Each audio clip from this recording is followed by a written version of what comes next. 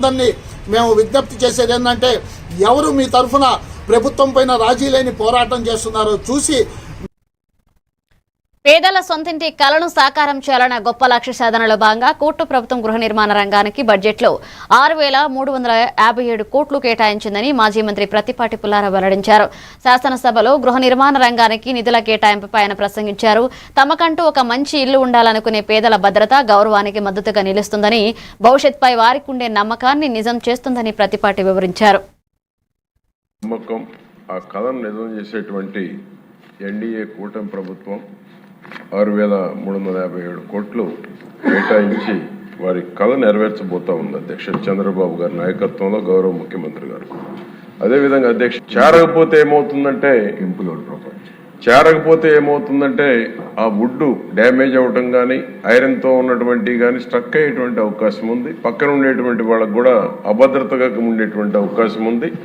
దానికి తోడు 3 మతాలకు సంబంధించి టెంపుల్స్ కూడా నిర్మాణం చేయవలసినటువంటి అవసరం ఉంది. ఎందుకంటే టిడ్కో హౌసెస్ అధ్యక్ష చిలకూరుపేటలో 4,512 పూర్తి చేశాం. 1,108 అండర్ కన్స్ట్రక్షన్ ఉన్నాయి. రేపు మార్చి ఏప్రిల్ పూర్తి అవుతా ఉన్నాయి. ఎగ్జాంపుల్ చెప్తున్నా, చిలకూరుపేట 5,520 ఇళ్ళు అంటే సుమారు 20,000 మంది ఉంటారు అధ్యక్ష యావరేజ్.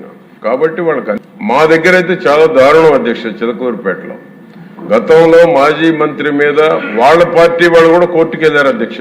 నేను గత అసెంబ్లీలో కూడా మంత్రి గారి దృష్టికి తీసుకొచ్చారు. 241 ఎకరాలు కొన్నారు అధ్యక్ష. చిలకలూరుపేటలో 3 నుంచి 10 లక్షల రూపాయలు ముందే చెక్కులు తీసుకున్నారు అధ్యక్ష. రేట్ ఎక్సెస్ ఇప్పిస్తాం, 3 నుంచి 10 లక్షల రూపాయలు చెక్కులు తీసుకొని గౌరవ ఏదైతే మాజీ మంత్రి తీసుకుంటే అధ్యక్ష, ఒక్క నిమిషం అధ్యక్ష, ఇది చాలా మా శ్రీనివాస్ గారు ఈ బడ్జెట్ గౌరవ ముఖ్యమంత్రి గారు 6,357 కోట్లు కేటాయించి ఒక నమ్మకాన్ని, విశ్వాసాన్ని కలుగజేసి ఈ యొక్క టిడ్కో హౌసెస్ కూడా అధ్యక్ష గత 5 ఏళ్లు నిర్లక్ష్యం చేసిన ఈ ప్రభుత్వంలో అన్ని హ్యాండ్ ఓవర్ చేస్తారనేటువంటి ఒక నమ్మకంలో కూడా ఉన్నారు అధ్యక్ష.